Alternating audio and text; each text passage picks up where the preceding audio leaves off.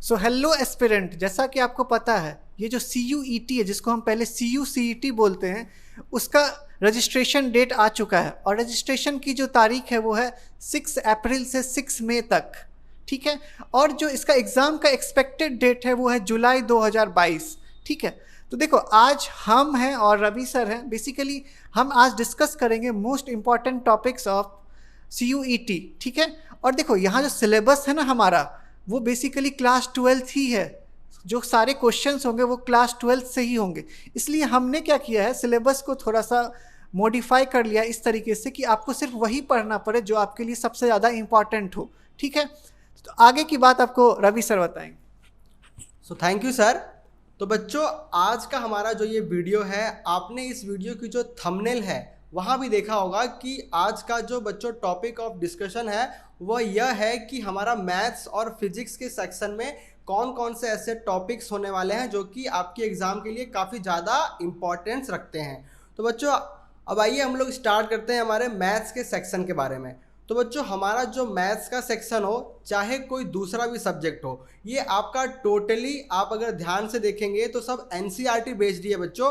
मतलब कि जो डिफ़िकल्टी लेवल होगा आपके क्वेश्चंस का, वह भी सब NCERT के अकॉर्डिंग ही होगा। तो बच्चों, आपको यहाँ पर ज़्यादा डिफ़िकल्ट क्वेश्चंस पर नहीं जाना है, और ताकि आपका टाइम भी ना वेस्ट हो। उसका रीज़न बच्चों यह भी है कि आपको हर एक सेक्शन को अटैम्प्ट करने के लिए खाली 45 मिनट्स ही मिलने वाले हैं। और बच्चों, आपको उन 45 मिनट्स में 40 आउट ऑफ 50 क्वेश्चंस अटैम्प्ट करने हैं, जो कि सभी आपके अब MCQ बेस्ड के ही होने वाले हैं। तो बच्चों, आइए अब हम लोग डिस्कस कर लेते हैं कि हमारे मैथ्स में कौन कौन से ऐसे चैप्टर्स हैं जो कि काफ़ी इंपॉर्टेंस रखते हैं। तो बच्चों, आज हमारा जो फर्स्ट चैप्टर है यहाँ पर, वो यह है कि मैट्रिक्स एंड डिटर्मिनेंट्स। तो बच्चों, यहाँ पर आपको जो मैट्रिक्स की बेसिक ऑपरेशंस होती हैं, चाहे वो हो मतलब सब्ट्रैक्शन या फिर एडिशन, चाहे उनका हो प्रोडक्ट, तो बच्चों इनके बेसिक ऑपरेशंस को आपको मतलब कि अच्छे से आना चाहिए। उसके बाद जो डिटर्मिनेंट्स है, तो बच्चों उसमें आपको क्या ध्यान रखना है कि भैया इनकी प्रॉपर्टीज़ क्या क्या होती हैं,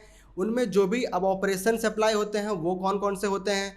तो बच्चों, एक तो वो हो गया। उसके बाद जो है वह है सिस्टम ऑफ इक्वेशंस। मतलब कि सिस्टम ऑफ इक्वेशन के थ्रू आप लोग जो अब मतलब कोई भी टाइप की अगर आपके पास इक्वेशन दी हो, तो उन इक्वेशंस का आप जब सॉल्यूशन निकालते हो, तो बच्चों वो सॉल्यूशन के टाइप कौन कौन से होते हैं, मतलब कि वह है यूनिक या फिर है मतलब कि यहाँ पर नो सॉल्यूशन। तो वो हर टाइप का जो सॉल्यूशंस का नेचर है बच्चों, वो भी आपको यहाँ पर आना चाहिए। उसके बाद जो बच्चों आपका सेकेंड चैप्टर है, मतलब कि जो कैलकुलस का पार्ट है, उसमें आपके यहाँ पर कुछ चैप्टर्स ऐसे हैं जो कि हाईली वेटेज रखते हैं। तो उसमें बच्चों आपका एक चैप्टर है that is application of derivative. तो बच्चों, एप्लीकेशन ऑफ डेरिवेटिव में आप अगर बात करते हो, तो यहाँ पर जो टेंजेंट एंड नॉर्मल है बच्चों, वह काफ़ी ज़्यादा इंपॉर्टेंस रखता है। मतलब कि जो टेंजेंट का स्लोप है और जो नॉर्मल का स्लोप है, उसके अकॉर्डिंग जो टेंजेंट की इक्वेशन और जो नॉर्मल की इक्वेशंस बनती है बच्चों, उस पर जो भी बेस्ड क्वेश्चंस हैं वो सारे आपके एग्जाम के लिए काफ़ी इंपॉर्टेंस रखते हैं। उसी प्रकार से बच्चों, इसी चैप्टर में आपका जो दूसरा टॉपिक है that is maxima and minima.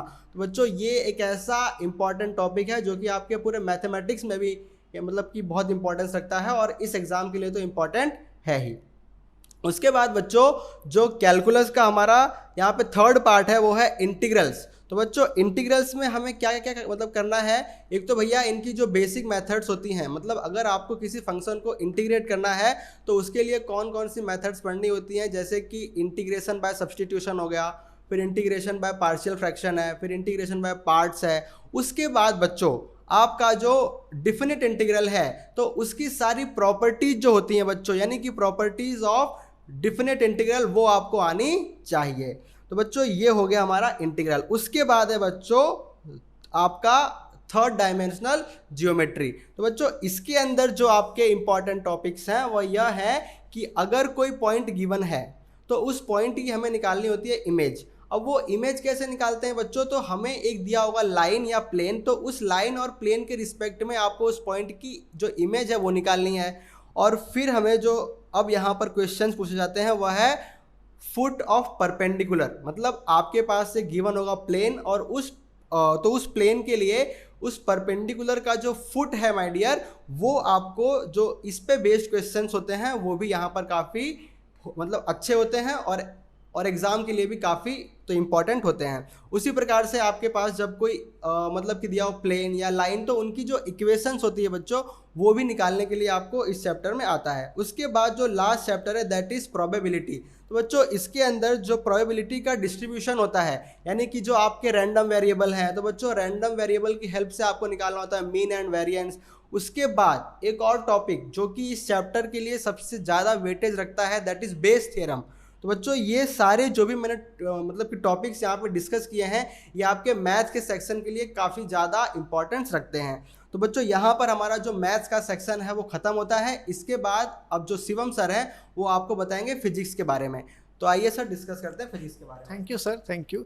जैसे कि बच्चों को पता होगा, जो हमारा CUET का एग्ज़ाम है वो हमारे लिए इसलिए भी काफ़ी इंपॉर्टेंट है क्योंकि इसमें बड़े अच्छे अच्छे यूनिवर्सिटीज़ को इस बार इंक्लूड कर लिया गया है, जैसे कि दिल्ली यूनिवर्सिटी, जैसे कि BHU। तो ये एग्ज़ाम आपके लिए बहुत ज़्यादा इंपॉर्टेंट है। तो इसलिए अभी भी आपको हमारे जो भी एनालिसिस है उसको बड़े ध्यान से सुनना चाहिए, क्योंकि हो सकता है कि आपके हमारे एनालिसिस से आपका किसी भी अच्छे कॉलेज में एक अच्छा सा सीट पक्का हो जाए।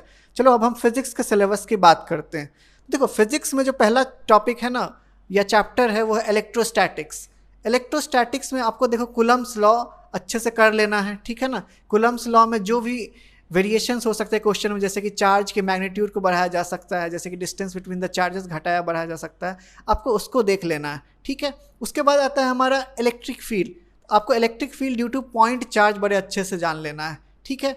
और बाकी जो भी सेक्शंस हैं इलेक्ट्रिक फील्ड में वो आपको गॉस लॉ में आ जाएंगे, ठीक है ना। तो देखो गॉस लॉ में आपको क्या कवर करना है, electric field due to infinite straight wire and electric field due to infinite sheets, ठीक है। अब हम बात करते हैं electric potential and potential energy में। Electric potential and potential energy में जो ज़्यादा चांसेस हैं क्वेश्चन आएंगे ड्यू टू पॉइंट चार्जेस से ही, जो भी हमारा प्रीवियस ईयर एनालिसिस है वो यही कहता है, ठीक है। अब हम बात करते हैं कैपेसिटर्स की।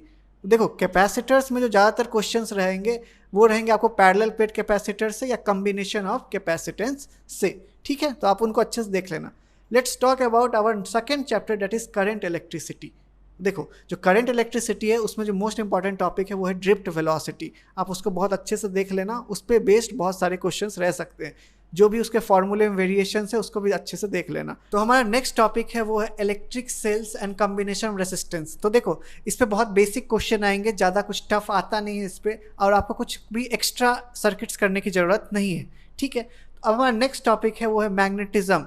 देखो मैग्नेटिज्म में जो चार मोस्ट इंपॉर्टेंट टॉपिक है वो आपको ध्यान रखना है, Biot Savart law, magnetic field due to current carrying wire, तीसरा टॉपिक है कि current carrying wire placed in magnetic field, और चौथा टॉपिक है charge particle placed in magnetic field. Basically ये चार सबसे इंपॉर्टेंट टॉपिक है। इसके अलावा आप डाई पैरा फेरो, इनकी प्रॉपर्टीज़ को अच्छे से याद कर लेना, ठीक है। अब आते हैं हम अपने नेक्स्ट चैप्टर जो कि हमारा EMI। देखो EMI में सबसे इंपॉर्टेंट है Faraday's law and Lenz law. आपको बस इतना ही इसमें करना, that is more than enough. और NCERT के क्वेश्चंस कर लेना इस पर, क्योंकि इससे ज़्यादातर न्यूमेरिकल्स ही आएंगे, थियोरिटिकल फॉर्म में कम ही क्वेश्चंस रहते हैं इससे, ठीक है। अब हम बात करते हैं अपने नेक्स्ट टॉपिक जो कि है AC। AC में सबसे इंपॉर्टेंट है RLC सर्किट। RLC सर्किट पे बेस्ड आप न्यूमेरिकल्स कर लेना, क्योंकि क्वेश्चन ज़्यादातर इस पर जो रहेंगे वो RLC सर्किट से ही रहने वाले हैं। फिर हम आते हैं अपने नेक्स्ट चैप्टर जो कि है EM वेव्स। EM वेव्स में आप डिस्प्लेसमेंट करंट देख लेना और सारे EM वेव्स की एप्लीकेशन एंड प्रोडक्शन को देख लेना NCERT के बुक से, ठीक है। फिर अब हमारा नेक्स्ट जो यूनिट है वो है ऑप्टिक्स का। ऑप्टिक्स में ऑब्वियसली दो पार्ट है, रे एंड वेव।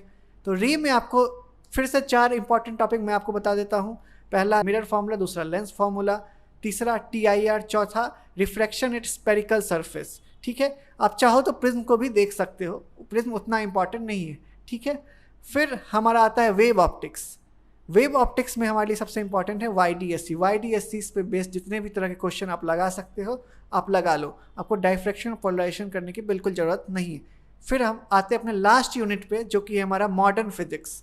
मॉडर्न फिजिक्स में जो सबसे इंपॉर्टेंट है वो है हमारे बेसिकली चार चैप्टर्स। पहला चैप्टर है हमारा फोटो इलेक्ट्रिक इफेक्ट, जिसमें कि आपको ग्राफ्स देख लेने हैं सारे और फोटो इलेक्ट्रिक इक्वेशंस पे बेस्ड क्वेश्चंस प्रैक्टिस कर लेने हैं।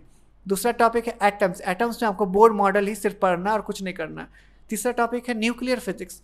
न्यूक्लियर फिजिक्स में आपको रेडियो एक्टिविटी अच्छे से कर लेना है, बाकी आपको कुछ देखने की ज़्यादा ज़रूरत नहीं है। अल्फ़ा बीटा गामा डीके अगर आप चाहो तो एक लुक दे सकते हो उसको, ठीक है। अब हमारा जो चौथा सेक्शन है वो है सेमीकंडक्टर। सेमीकंडक्टर में आपको जनरल डायोड्स या आइडियल डायोड्स देख लेना, फिर जनरल डायोड देख लेना। ट्रांजिस्टर सर करने की ज़रूरत बिल्कुल नहीं है। तो बेसिकली ये पूरा का पूरा सिलेबस था फिज़िक्स का जो हमने कवर किया है, ठीक है। इसके बाद अब आपको कुछ important tips and tricks Ravi sir देंगे। तो देखिए बच्चों, यहाँ पर हमारा जो मैथ्स और फिजिक्स का सेक्शन है उसके सारे जो भी इम्पॉर्टेंट टॉपिक्स का डिस्कशन था वो ख़त्म हो चुका है। अब मैं आप लोग को बस अब एक ही बात कहना चाहूँगा कि बच्चों इस एग्ज़ाम को लेके आपको ज़्यादा वरीड नहीं होना है कि भैया इसका जो डिफ़िकल्टी लेवल ऑफ क्वेश्चन है वो कैसा होता है। ओके, देखिए इसका पूरा का पूरा सिलेबस जो है बच्चों वो CBSE NCERT पे ही बेस्ड है। इसका मतलब कि बच्चों सारे क्वेश्चन का जो डिफ़िकल्टी लेवल होगा वो आपके NCERT के ही अकॉर्डिंग होगा। तो बच्चों आपको उसी के अकॉर्डिंग सारे जो क्वेश्चंस होंगे वो आपके एग्ज़ाम में आएंगे। तो बच्चों आपको इस बात का यहाँ पर बहुत ही खास ध्यान रखना है, क्योंकि आपको हर एक सेक्शन को अटेम्प्ट करने के लिए खाली 45 मिनट्स मिलेंगे और उसमें आपको बच्चों 40 आउट ऑफ 50 क्वेश्चंस अटेम्प्ट करने हैं। तो बच्चों ये थी हमारी मैथ्स और फिजिक्स के सेक्शन में जो भी मोस्ट इंपॉर्टेंट टॉपिक्स का डिस्कशन था उसकी जानकारी। तो बच्चों अब हम लोग हमारी आज की यह वीडियो यहीं पर समाप्त करते हैं। और बच्चों हम दोनों सर की तरफ से आपको आपकी CUET एग्जाम के लिए बहुत ही बहुत आपको all the best and thank you very much.